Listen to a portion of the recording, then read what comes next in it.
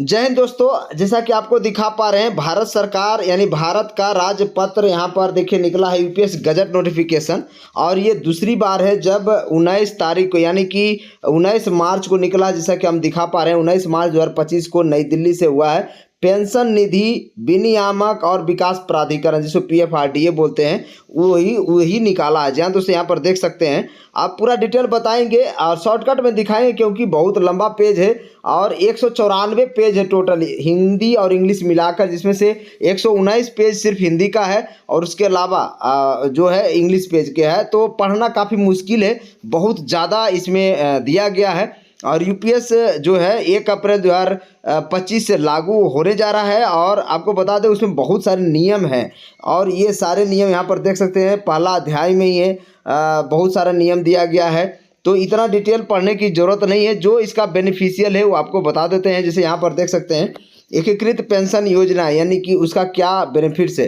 एकीकृत पेंशन योजना में यहाँ पर देख सकते हैं दिनांक 1 अप्रैल 2025 तक मौजूदा केंद्र सरकार के कर्मचारी जो अधिनियम की धारा 20 की उपधारा 1 के अनुसार राष्ट्रीय पेंशन प्रणाली के अंतर्गत आते हैं यानी एनपीएस में जो आते हैं वो इसको अडॉप्ट कर सकते हैं। जी हाँ दोस्तों, इसके अलावा दूसरा पॉइंट आप देख सकते हैं कि केंद्र सरकार की सेवाओं में दिनांक 1 अप्रैल 2025 या उसके बाद शामिल नए भर्ती हुए कार्मिक भी इसमें भाग लेते, वो भी इसको चूज कर सकता है। इसके अलावा तीसरा पॉइंट है कि जो का नंबर है इसमें से कि कोई भी केंद्रीय सरकारी कर्मचारी जो एनपीएस के अंतर्गत शामिल हो गया था और 31 मार्च 2025 या उससे पहले अधिवर्षता प्राप्त कर चुका है यानी कि रिटायर हो चुका है, स्वैच्छिक सेवानिवृत्ति ले चुका है या मौलिक नियम 56 जे के तहत सेवानिवृत्ति हुआ है, जो कि केंद्रीय सिविल सेवा वर्गीकरण नियंत्रण कंट्रोल अपील नियम 1965 के तहत सस्ती के रूप में नहीं माना जाती है। जी हाँ दोस्तों, यानी कि जिसके ऊपर कार्रवाई अगर कुछ इस टाइप से होता है तो उसको यूपीएस नहीं लेना है, लेकिन बाकी सब लोग यूपीएस ले सकते हैं। इसके अलावा देखिए ख पॉइंट है कि उस अभिदाता के कानूनी रूप से विवाहित पति यानी मान लीजिए किसी की मृत्यु हो जाती है तो उसके जो विवाहिता का पति या पत्नी जो भी है वो अगर सेवानिवृत्त हो चुका है तो यूपीएस के लिए जो विकल्प है वो चयन करने से पहले उसकी मृत्यु हो गई है तो उस केस में भी वो चूज कर सकता है। जी हाँ दोस्तों, इसके अलावा यूपीएस के अंतर्गत शामिल किए जाने के लिए 5 पात्र कर्मचारी द्वारा विकल्प का चयन किया जाएगा। यहाँ पर देख सकते हैं कि 1 अप्रैल 2025 से 3 महीने के भीतर, जी हाँ दोस्तों, यानी 90 दिन का टाइम दिया जाएगा आपको। 1 अप्रैल मई जून 30 जून तक आपको टाइम दिया जाएगा, आप यूपीएस चूज कर लीजिए। और यहाँ पर देख सकते हैं समय सीमा 3 महीने का दिया गया यूपीएस चूज करने के लिए। इसके अलावा बहुत सारे नियम हैं।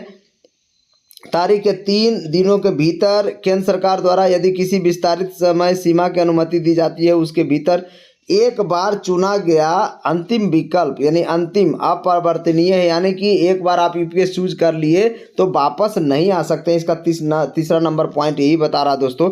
इसके अलावा यूपीएस के तहत विकल्प का चयन और नामांकन, यहाँ पर देख सकते हैं कि कोई केंद्रीय कर्मचारी 1 अप्रैल 2025 की सेवा में कार्यरत है और एनपीएस में शामिल है तो वह यूपीएस विकल्प के तहत नामांकन के लिए अनुसूची 1 के फॉर्म A2 संबंधित जो संवितरण अधिकारी डीओ को आवेदन प्रस्तुत करेगा और इन विनियमों का अनुरूप होगा। जी हाँ दोस्तों, तो इसमें बहुत सारा फॉर्म है, वो फॉर्म का अलग अलग रूप दिया गया। जी हाँ दोस्तों, तो ये इसके अलावा देखिए जो मेन पॉइंट है इसमें से देख रहे हैं यहाँ पर अनुसूची 1 में form A, form A2, B2, B6 CRA portal के माध्यम से ऑनलाइन कार्यालय प्रमुख डीईओ को भौतिक रूप से जमा किए जा सकते हैं। यानी कि ये दो, या तो भौतिक रूप से भी आप फॉर्म फिलअप करके भी जमा कर सकते हैं या फिर आप ऑनलाइन भी जमा कर सकते हैं। जी हाँ दोस्तों,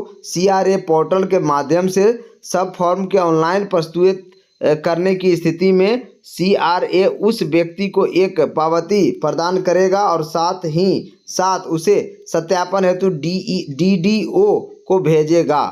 DDO कार्यालय प्रमुख से आवश्यक विवरण प्राप्त करने के बाद CRA प्रणाली में रिकॉर्ड अपडेट करेगा। इसे वेतन एवं लेखा अधिकारी PAO को प्रमाणीकरण के लिए आगे फॉरवर्डिंग करेगा। जी हाँ दोस्तों, तो इस तरह से बहुत सारे इसमें नियम बनाए गए हैं। जो लाभ प्राप्त करने की पात्रता है वो सारे चीज़ें इसमें है कि जो है कि यदि कोई कर्मचारी 10 साल नौकरी कर लेता है और वो रिटायर हो जाता है तो वो UPS का लाभार्थी हो जाएगा।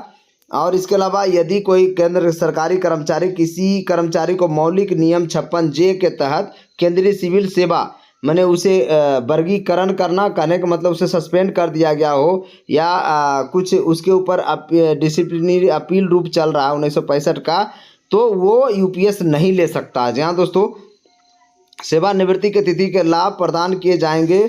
यदि कोई कर्मचारी न्यूनतम 25 वर्षों की सेवा पूरी करने के बाद स्वैच्छिक सेवानिवृत्ति प्राप्त कर लेता है तो उसे लाभ तिथि से प्रदान किए जाएंगे। यानी कि 25 साल आपने जॉब कर लिया और आप रिटायर हो गए तो उसी दिन से आपका पेंशन शुरू होगा।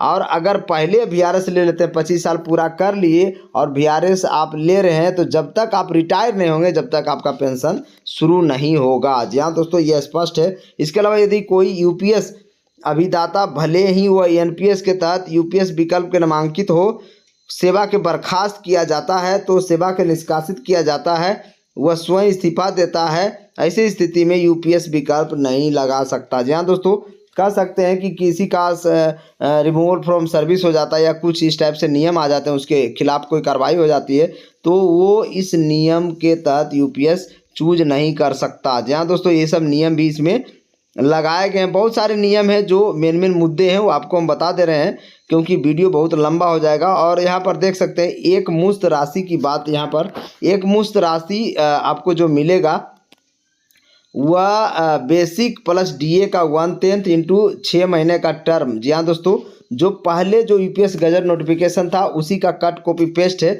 सिर्फ इसमें बढ़ा चढ़ा कर इस टाइप से लिखा गया है कि जो लोग NPS से UPS ले रहे हैं तो अगर कोई रिटायर मान लीजिए हो गया है, वो पैसा NPS से निकाल लिया है तो उसमें UPS जब वो लेगा तो उसमें भी पैसा उसको डालना पड़ेगा, तभी UPS का पेंशन उसे मिलेगा। ये बहुत बड़ा खराब नियम है इसका। UPS के तहत भुगतान किस तरह से होगा, देखिए सुनिश्चित भुगतान यहाँ पर बता रहा है कि P/2 इंटू Q/300 इस टाइप से ये नियम बनाया गया। IC/QC इस आपको पता होगा, इन्वेस्टमेंट बटे जो पूर कॉर्पस था और जो भुगतान था उसमें नियम ऐसा बनाया गया था कि आपको फिक्स पेंशन दिया जाए, उससे ज़्यादा ना पेंशन देना चाहती है भारत सरकार, इसीलिए इस टाइप के नियम बनाए गए हैं। और आप यहाँ पर देखिए, आपको हम जस्टिफाई भी कर देंगे कि यहाँ पर मान लीजिए कोई व्यक्ति 120 महीना काम करता है, उससे अधिक करता है, यानी 300 महीना तक के लिए उसको बाध्य कर दिया गया। यहाँ पर देख लीजिए 120 महीना से अगर कोई कम कार्य करता है तो वो UPS उसके ऊपर लागू नहीं होगा। और 300 महीना से अधिक अगर कोई व्यक्ति काम करता है तो उसको जो वैल्यू है 300 महीना ही माना जाएगा। तो ये इसलिए लगाया गया ताकि आपको पेंशन ज़्यादा सरकार ना दे, इसीलिए ये नियम लगाया गया है। जानबूझकर आपके पेंशन को छेड़छाड़ किया गया UPS में, इसीलिए UPS उस व्यक्ति के लिए ही लाभ देगा जो NPS के तहत अभी रिटायर हो गए हैं, लेकिन वो NPS से 60% जो पैसा निकाल लिए हैं वो उनको जमा करना पड़ेगा, तभी जाकर UPS का वो पेंशन पा सकेंगे। जी हाँ दोस्तों, मान लीजिए एग्जाम्पल आपको बता दें कि कोई व्यक्ति अभी 2000 महीना किसी को मिल रहा है और NPS खाता से 60% मान लीजिए 5 लाख निकाल लिया है, तो अब वो UPS एडेप्ट करता है तो UPS में पैसा 5 लाख जमा करना, मैंने समथिंग कुछ पैसा जमा करना पड़ेगा, तभी जाकर उसका जो मान लीजिए 10 साल नौकरी किया तो मिनिमम पेंशन UPS में 10,000 रुपया बनना शुरू होगा। क्योंकि वो कॉर्पस बेस है, UPS भी NPS का बच्चा है, ये कन्फर्म हो चुका है। और ये बात राज्य मंत्री आपको पता होगा पंकज चौधरी राज्यसभा में जवाब भी दिए थे कि उसी का ये पार्ट है। जी हाँ दोस्तों, तो जो यहाँ पर आपको हम पूरा दिखाएंगे कि आपका स्वीकृत जो यहाँ पर देखिए स्वीकृत जो भुगतान होगा वो सुनिश्चित भुगतान इंटू व्यक्तिगत कॉर्पस IC बटे बेंचमार्क कॉर्पस इंटू 1 माइनस अंतिम निकासी बटे जो 100 है। आपको पूरा डिटेल हम एग्जाम्पल देकर बताएंगे ताकि आपको समझ में ज़्यादा आएगा। जी हाँ दोस्तों, इसके अलावा आपको ये पूरी तरह से हम बहुत सारे इसमें नियम हैं, लेकिन वही नियम आपको बताएंगे जिसमें आपको थोड़ा आसानी से पता चल सके कि क्या हमारे इसमें बहुत सारा फॉर्म भी भरना है, अलग अलग व्यक्ति के लिए अलग अलग फॉर्म है। जिसे कि यहाँ पर देख सकते हैं A1 फॉर्म, यहाँ पर आपको दिखा रहे हैं कि A1 फॉर्म में एकीकृत पेंशन योजना के अंतर्गत शामिल होने, इसका लाभ प्राप्त करने के लिए यानी 1 अप्रैल 2025 को या उसके बाद नव नियुक्त कर्मचारी के लिए A1 फॉर्म भरना पड़ेगा। और जो पहले से कर्मचारी है उस टाइप से यहाँ पर देखिए लिख रहा है कि केंद्र सरकार के ऐसे अर्ह कर्मचारी जो राष्ट्रीय पेंशन प्रणाली यानी NPS के तहत अभी मौजूद हैं, एक UPS उनको लेना है तो उनके लिए A2 फॉर्म भरना पड़ेगा। इसी तरह से आप यहाँ पर दावा कर रहे हैं यहाँ पर कि एकीकृत पेंशन योजना जो दिनांक 1 अप्रैल 2024 या उसके बाद रिटायर सेवानिवृत्त हो चुके हैं उसका B1 फॉर्म भरना पड़ेगा। फिर है कि दावा भुगतान फॉर्म, एकीकृत पेंशन योजना अभिदाता जो दिनांक 31 मार्च 2025 को या उससे पहले सेवानिवृत्त हो गए हैं उनके लिए B2 फॉर्म भरना पड़ेगा। तो इस तरह से बहुत सारा फॉर्म है, सबके अलग अलग फॉर्म है दोस्तों। तो बहुत सारा फॉर्म जिसे यहाँ पर आप देख रहे हैं A1 फॉर्म, जो नया नियुक्त कर्मचारी आएगा ये फॉर्म को भरेगा। इसी टाइप से बहुत सारा फॉर्म है जिसको लोगों को भरना पड़ेगा।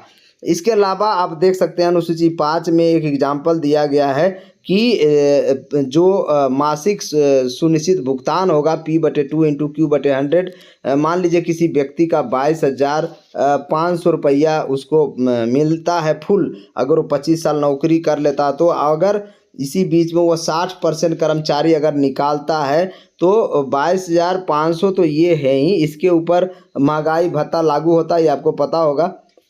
यहाँ पर देखिए मासिक सुनिश्चित भुगतान 22,500 रुपया है, अस्वीकार भुगतान जो हो जाएगा 22,500 प्लस लागू महंगाई राहत जो उस समय DR रहेगा, डियरेंस रिलीफ रहेगा। लेकिन अगर वो व्यक्ति अपने कॉर्पस का मैंने जिस तरह से NPS में नियम है कि कोई व्यक्ति NPS का जो फंड जमा कर रहा है वो अपना कॉर्पस अपना जो उसमें कंट्रीब्यूट किया उसका 25% निकाल सकता है बीच में भी, यानी कि 3 साल का वो बाउंडेशन पीरियड होता है उसके बाद निकाल सकता है। इसमें भी कुछ इस टाइप से नियम आया है UPS में कि 3 साल का फ्रीज टाइम होता है। 3 साल जब आप नौकरी कर लेते हैं तो आप निकालने के लिए रेडी हो जाते हैं। आप चाहें तो NPS फंड पैसा निकाल सकते हैं, UPS फंड पैसा आप निकाल सकते हैं। जो आपका 10% कट रहा उसका 25% आप निकाल सकते हैं किसी विशेष कार्य के लिए। आपके घर में शादी विवाह है या डिफरेंट टाइप्स का कोई भी वर्क है जो आपको पूरा डिटेल बताएंगे, और 3 बार ही निकाल सकते हैं पूरे सर्विस लाइफ में। देखिए यहाँ पर 60% आपने अगर निकाला है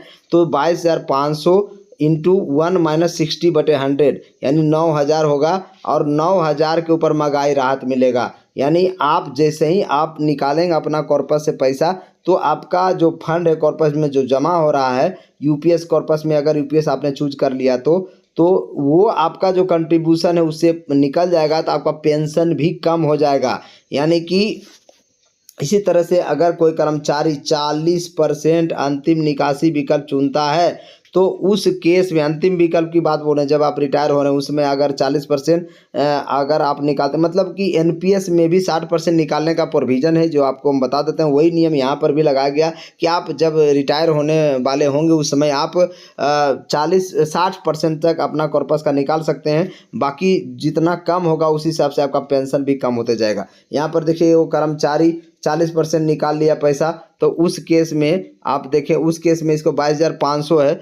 उसके बाद देखिए यहाँ पर 22,500 इंटू 1 - 40/100 यहाँ पर कर दिया गया। तो आप सोच सकते हैं कि उसका 40% निकाला तो हो गया 13,500 रुपये प्लस उसके ऊपर महंगाई राहत। फिर अगर 20% अंतिम निकासी कर लेता है तो 22,500 इंटू 1 - 20/100 यानी 18,000 पेंशन पाएगा। अगर वो 1 रुपया भी नहीं निकालता है अपना कॉर्पस का तो उसके 22,500 प्लस DA जो डियरनेस अलाउंस होगा वो मिलेगा। और इसी टाइप से यहाँ पर देखिए अगर कोई कर्मचारी 15 वर्ष 11 महीना 12 दिन करता है तो इसका भी ऐसा नियम बनाया गया है कि इसमें जो पॉइंट वाला वैल्यू होता है उसको हटा दिया जाता है। जैसे कि 6 महीना का टर्म देखिए यहाँ पर 31.83 आ रहा है, यानी 31 टर्म को ही मानेगा 6 महीना का टर्म, और 83 को नहीं मानता है। तो इसी टाइप से ये एक मुश्त भुगतान ये लोग करेगा। जी हाँ दोस्तों, यानी कह सकते हैं कि कुल मिलाकर आपको बेड़ियों में जकड़ दिया गया है। यहाँ पर आप चाहें तो यूपीएस चूज कर सकते हैं, लेकिन जो रिटायर होने वाले हैं और या फिर जो रिटायर हो गए एनपीएस से, उनके लिए तो बहुत बढ़िया है कि उनको कुछ पैसा दे करके वो उनका पेंशन बनना शुरू हो जाएगा। लेकिन जो लंबा नौकरी करना कर रहे हैं उनके लिए उतना खास ये व्यवस्था है नहीं। तो बाकी आप खुद होशियार हैं, आप एनपीएस में रहें या यूपीएस में रहें। एक्चुअली सरकारी कर्मचारी सिर्फ ओपीएस मांगता है, पुरानी पेंशन मांगता है, क्योंकि आपको पता है कि ये जो यूपीएस गजट नोटिफिकेशन आया है ये कट कॉपी पेस्ट किया गया पहले वाला का ही। आपको बता दें कि ये जो आया है 19 मार्च 2025 को। एक बात और बता देते हैं कि इसमें अगर पैरामिलिट्री फोर्सेस के लिए जो बातें मांगी गई थी, टर्म ऑफ रेफरेंसेस जो दिया गया था भारत सरकार को, एक भी बात भारत सरकार नहीं मानी है। यहाँ पर ब्यूरोक्रेट्स ने ये ड्रामा करके रख दिए हैं पूरी तरह से। आप देख लीजिए यहाँ पर मतलब कि सरकारी कर्मचारियों को पेंशन ये देना नहीं चाहते हैं इनका, इसलिए यहाँ पर पे आउट शब्द का यूज भी किए हैं। आप इंग्लिश वर्जन में आप देखेंगे तो पे आउट दिया गया, पेंशन नहीं। जी हाँ दोस्तों, और जो टर्म ऑफ रेफरेंसेज में दिए गए थे कि जो हमारा कंट्रीब्यूशन है वो तो कम से कम वापस कर दिया जाए, इसमें किसी प्रकार का चेंजिंग नहीं हुआ है। आपका कंट्रीब्यूशन भी यूपीएस नहीं देगा। और जो 25 साल की सेवा के बाद ये कंप्लीट मान रहा है, वो 20 साल करने की बात कही गई थी, वो भी नहीं माना ये। इवन वीआरएस का जो नियम आपको पता होगा कि कोई 25 साल सेवा मैंने नौकरी कर लिया और 50 साल वहीं पूरता है, वो वीआरएस लेना चाहता है, तो जब तक वो 60 वर्ष यानी रिटायरमेंट की एज नहीं आता, जब तक उसको पेंशन चालू नहीं होगा। आप सोच सकते हैं कितना खराब नियम यूपीएस में बनाया है। खास करके ये जो भी बनाया हो, कैबिनेट सेक्रेटरी का कोई भी इसका कर्मचारी जो भी बनाया होगा, उसके मन में, उसके माइंड में इतनी गंदगी भरी हुई है कर्मचारियों के प्रति, जो साफ झलक रहा है। यहाँ पर देख लीजिए कि कोई भी टर्म ऑफ रेफरेंस की बात इसमें नहीं जोड़ा गया है और हूबहू जो पहले जो आया था गजट नोटिफिकेशन, उसी को कट कॉपी पेस्ट कर दिया गया। और सिर्फ एक दरवाज़ा ये खोला गया कि आप जब यूपीएस एडप्ट करेंगे तो उसमें कुछ पैसा देकर आप अपना बेंचमार्क जो इन्वेस्टमेंट कॉर्पस है उसको आप बढ़ा सकते हैं और बेंचमार्क कॉर्पस के बराबर कर सकते हैं, और उससे ज़्यादा जब जैसे ही आपका पैसा होगा आप चाहें तो निकाल सकते हैं। जी हाँ दोस्तों, लेकिन जो नियम जो आपको बता दें, जो फार्मूला बनता है वो यूनिवर्सल होना चाहिए। यहाँ पर यूनिवर्सल फार्मूला नहीं है, इसीलिए हम इसको काट रहे हैं, पूरी तरह से काट रहे हैं, क्योंकि जब भी आप कोई फार्मूला बनाते हैं वो सभी डेटा पे बैठना चाहिए। यहाँ पर जो फार्मूला बनाया गया आपको भुगतान देने के लिए, वो फार्मूला आपको बांधने के लिए एक्चुअली बनाया गया है। आपको बता दें कि वो ऐसा फार्मूला यूपीएस में लागू है कि आपको पेंशन उतना ही देगा जितना भारत सरकार चाह रही है देने के लिए। आप अगर 300 महीना से ज़्यादा आप काम कर लें तो वो 300 महीना से ज़्यादा काउंट नहीं करेगा, आपको 300 महीना का ही काउंट करेगा। इन्वेस्टमेंट वाला आपका पार्ट ज़्यादा, बेंचमार्क जो पार्ट है उससे ज़्यादा अगर इन्वेस्टमेंट अगर आप डाल दें तो भारत सरकार आपको डालने नहीं देगी, क्योंकि उन्होंने एक जैमर लगा दिया एक तरह से कि उससे ज़्यादा होगा तो आप निकाल लीजिए, क्योंकि पेंशन की राशि आपका बढ़ जाएगा। तो इसका मतलब साफ है कि पेंशन को ये कंट्रोल करती है यूपीएस। तो जो लोग को जो मरने के कगार पर हैं या फिर जिनका एनपीएस में बहुत कम पैसा बन रहा है, वो यूपीएस अडॉप्ट कर सकते हैं, क्योंकि उनको यूपीएस लेने से 10-12 हज़ार, मान लीजिए डीआर मिलाकर 15 हज़ार महीना उनका बन जाएगा। तो यही केस है दोस्तों। बाकी आप खुद समझदार हैं, आपको जो लेना वो चूज करिए। हमारा काम था समझाना, आपको समझना है समझिए, नहीं समझना मत समझिए, यूपीएस लेना लीजिए। लेकिन ओपीएस की मांग लगातार कर्मचारी करते रहेगा, क्योंकि ओपीएस ही मिलना चाहिए, सामाजिक सुरक्षा की गारंटी देता है। और ये जो यूपीएस भारत सरकार लेकर आई है ये सामाजिक सुरक्षा की गारंटी नहीं है। यहाँ पर आपका पैसा 100% सरकार हड़प ले रही है, और आपकी पैसा जो 10% कंट्रीब्यूशन होता है उस पर टैक्स भी लग रहा है। सोच लीजिए यहाँ पर कितना बड़ा घपला हुआ है। वो टैक्स का पैसा भी अगर आप टैक्स ले रहे हैं उस 10% जो कटता है, तो फिर वो 10% पैसा आपको वापस देना चाहिए। वो इसमें यूपीएस में नहीं मिल रहा है। और आप ही का पैसा जो जमा होगा, जैसे 10.5% आपका कंट्रीब्यूशन है और सरकार इसमें 18.5% दे रही है, टोटल 28.5% जमा होगा। और जिसमें से इंडिविजुअल कॉर्पस में 10% आपका रहेगा, 10% सरकार का रहेगा, तो इंडिविजुअल कॉर्पस 20% का बनेगा। उसी 20% कॉर्पस से आपका काम चलेगा। बाकी 8.5% का पूल कॉर्पस जो सरकार अलग रखेगी और उसका एकाधिकार भी सरकार के पास रहेगी। और जिस समय आपका 50% पेंशन बनना शुरू होगा 25 साल के बाद, तो 25 साल के जब बाद आपका पेंशन बनना शुरू होगा, उस समय अगर 50% पेंशन नहीं बनेगा आपको, तो वही पूल कॉर्पस वाला 8.5% वाला जो जमा हो रहा है उससे पैसा निकाल कर आपको सरकार देगी।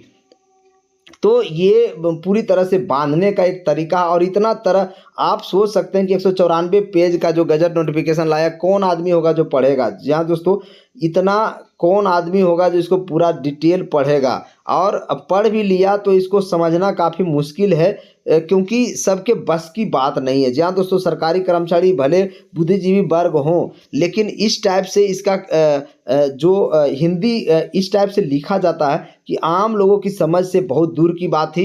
यानी कह सकते हैं कि आप एक चीज़ और बता दें, इसमें जिनका नौकरी 25 साल और 10 साल के बीच में रहेगा, उनको जो पेंशन मिलेगा वो अनुपातिक पेंशन दिया जाएगा। यानी कि जो 20 साल नौकरी किए तो बिदुनी 40% पेंशन बनेगा, इसी टाइप से अनुपातिक रहेगा।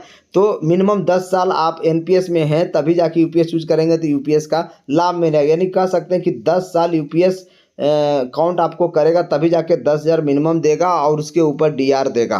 तो ये सब नियम हैं, और भी बहुत सारे नियम हैं, और भी इसके परत दर परत खुलेंगे और भी वीडियो हम बनाएंगे दोस्तों। लेकिन आज अब आपको हम पूरा डिटेल बता दिए हैं कि इसी टाइप से इसमें प्रोविज़न है। मेरे चैनल को लाइक करिए, शेयर करिए, सब्सक्राइब करिए। जय हिंद।